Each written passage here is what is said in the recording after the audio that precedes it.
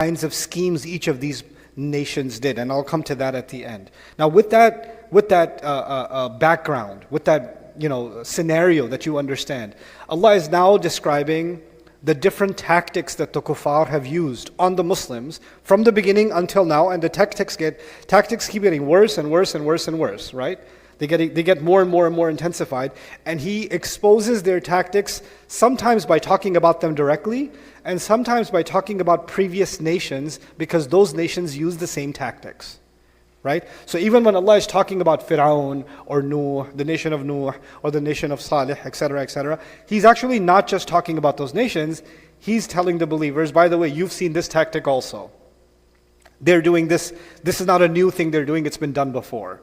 Right? So He's exposing them to see the parallels between what happened thousands of years ago or centuries ago and what's happening in front of their eyes. Now, with all of that in the background, after mentioning these nations and how all of those nations failed in their plans, actually this is the next piece that I want you to really take in. I had a political science professor who told me this when I was very young in college in 1876. He said something, it stuck in my head. And I've been a student of politics many years, but some things just stick in your head. And it was a hikmah. A really profound wisdom, and that was the more police and military you see on the street, the less control that government has. The more authorities you see, the weaker that government.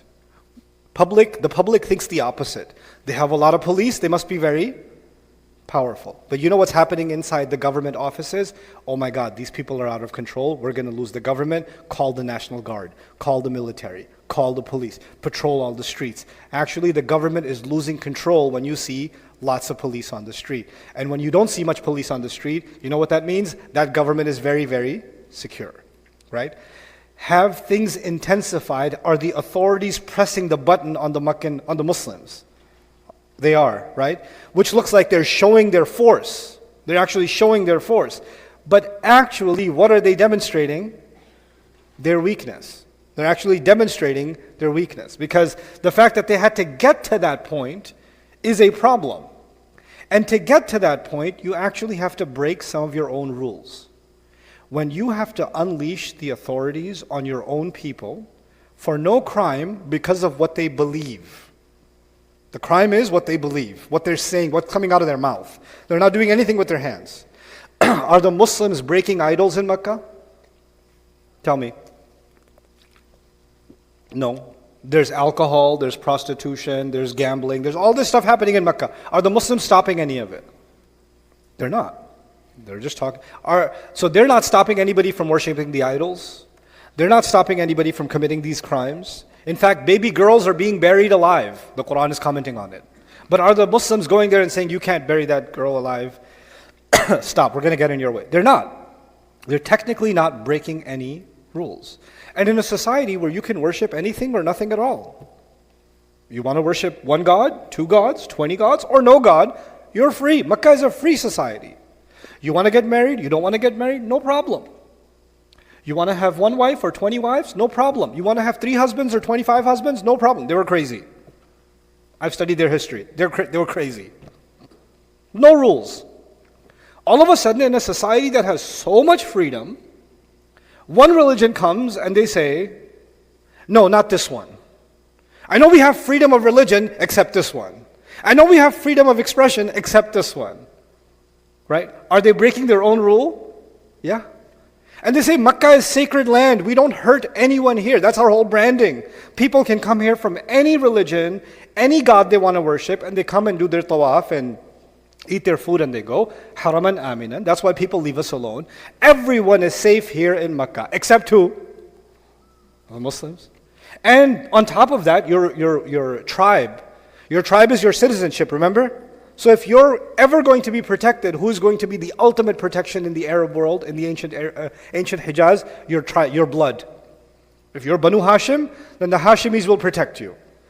If you're Banu Umayyah, the Umayyads will protect, and they're cousins anyway. So they'll all protect each other. If it comes down to it between Makkah and Taif, the people of Makkah will protect the people of Makkah, the people of Taif will protect the people of Taif, if it comes down to it, even though they're awliya to each other. But then, is the Prophet ﷺ from Makkah? Is he a citizen of Makkah? Is Umar bin al-Khattab a citizen of Makkah? Is Khabbab bin Arad a citizen? Are these Meccan citizens? And their citizenship no longer gives them any patriotic, any rights, any legal constitutional rights.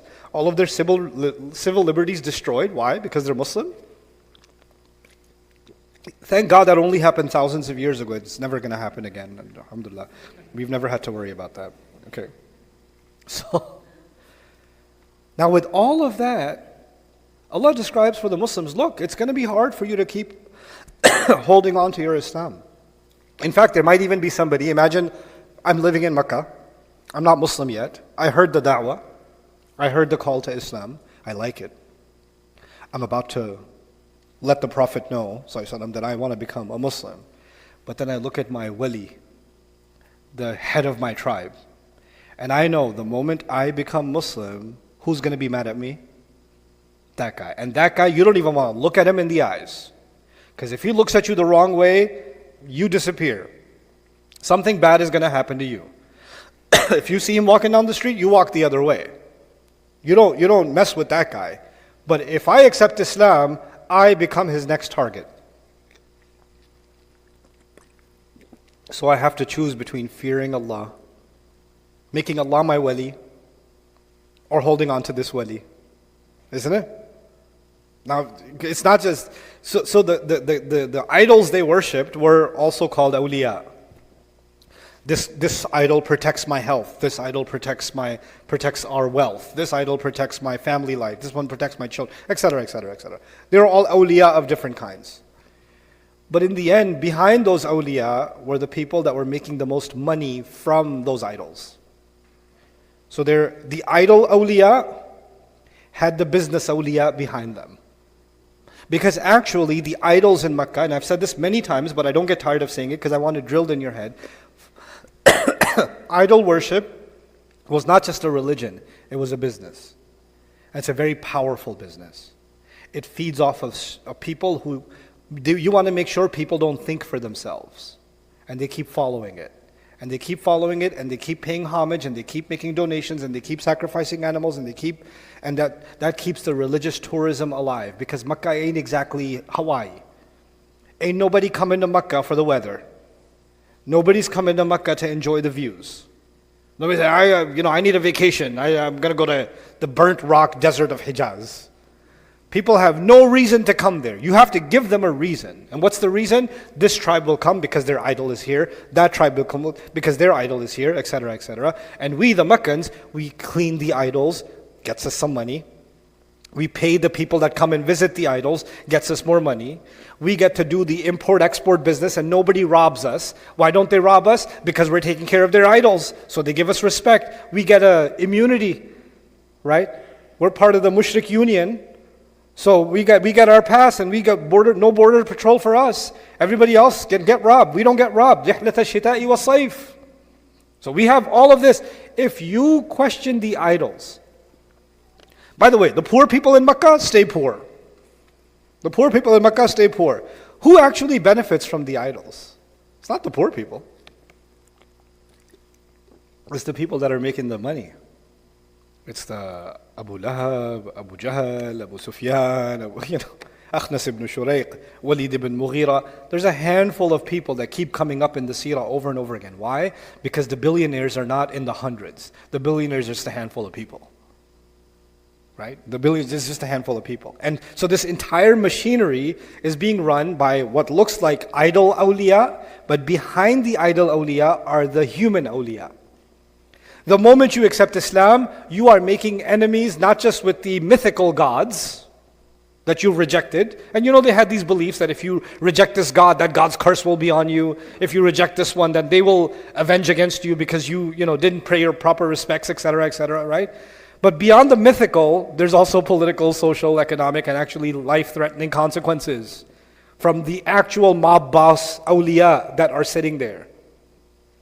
When Islam was coming up, everybody here knows this. When Islam was coming up, they thought, oh my God, because they only see religion as a business, right? So when Islam came up, they saw it as a new pizza place that opened up. It's going to take our customers away. So if you see a good competitor and you're a big business, if you're Walmart and you see somebody else selling little items, what are you going to do? You're going to buy them out. What did they do with the Prophet ﷺ in the beginning? They tried to buy him out. Hey, come on, we know what this is. We do it too.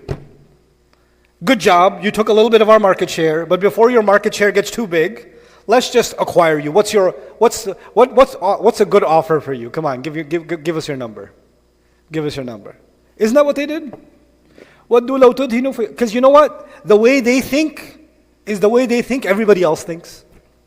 Everybody has an agenda, so even the Prophet ﷺ must have an agenda. You could be bought and sold. But that didn't work. And now things have intensified. So you couldn't buy him out. Then you tried to make lies against him. That didn't work. Now your propaganda machine didn't work. Your money didn't work. Your best media people didn't work. Right? Your best poets couldn't come up with anything. I think we're going to have to take some serious steps. We're going to have to make things violent. The fact that they had to make things violent is an indication that they are running out of tactics. Right? Because the normal thing is, you should beat words with words. And you should meet violence with violence. But here you are, the Prophet ﷺ is not doing any violence, he's just giving you words. And you're meeting those words with violence. You know what that means? Those words are more powerful than any other words. And the only way to end them is to end these people. So there's no mouth left to say it. That's the state that we read. With that background, now let's read this ayah. مَثَلُ الَّذِينَ اتَّخَذُوا مِن دُونِ اللَّهِ أَوْلِيَاءَ. The example of those who took other than Allah multiple awliya. Awliya is the plural of wali, the patron, the protective patron that you stick with. When they turn right, you turn right. When they turn left, you turn left. You are stuck to them like glue. Those who stuck with their patrons besides Allah, their example is كَمَثَلِ الْعَنْكَبُوتِ. It is like the example of the spider. اتَّخَذَتْ بَيْتًا. She took a home. اتَّخَذَتْ, the feminine is used. The spider took up a home. وَإِنَّ أَوْهَنَ الْبُيُوتِ لَبَيْتُ الْعَنْكَبُوتِ. And the weakest of homes, the most dilapidated of homes, is the home of the spider. لَوْ كَانُوا يَعْلَمُونَ. Had they only known. If they only knew. إِنَّ اللَّهَ يَعْلَمُ مَا يَدْعُونَ مِن دُونِهِ مِن شَيْءٍ. Allah knows whatever they call besides Allah, of anything at all. وَهُوَ الْعَزِيزُ الْحَكِيمُ. And He's the ultimate authority, all-wise. وَتِلْكَ الْأَمْثَالُ نَضْرِبُهَا لِلنَّاسِ. And those examples are the ones we strike for the benefit of people. Listen to this last part carefully. وَمَا يَعْقِلُهَا إِلَّا الْعَالِمُونَ. And nobody understands them except people who actually know. Allah put a challenge here. You would have to know deeply for you to you have to get some knowledge before you can understand this parable. Allah put a challenge Himself at the end. There's a style called itnab. You should be familiar with this. I drop some heavier things sometimes in my lectures. Maybe you can collect them over time. One of the asalib, one of the styles of the Quran, rhetorical styles of the Quran is called itnab, with a ta. Itnab, which means you say a word repeatedly. Even though you didn't have to say the word repeatedly, you could have used a pronoun, you keep using the noun. For example, if I was telling a children's story, once upon a time there was a cow. The cow lived in the farm. The cow gave lots of milk. The cow did this. The cow did that. I didn't have to keep saying cow, cow, cow, cow, cow. I could have said, once upon a time there was a cow, it lived on a farm. I could have used a pronoun. But I keep saying cow, cow, cow. Why? Because I want the word stuck in the listener's head. I want it to ring in their head. Yeah? Now listen to this. Listen to the word bait. Just the word bait. مثل الذين اتخذوا من دون الله أولياء كمثل العنكبوت اتخذت بيتا وإن أوهن البيوت لبيت العنكبوت لو كانوا يعلمون. You hear bait 3 times? Right? 3 over and over again. Allah wants this idea of bait stuck in our head with this parable. He wants us to keep coming back to it over again. Even the word ankabut is repeated twice. كمثل العنكبوت لبيت العنكبوت.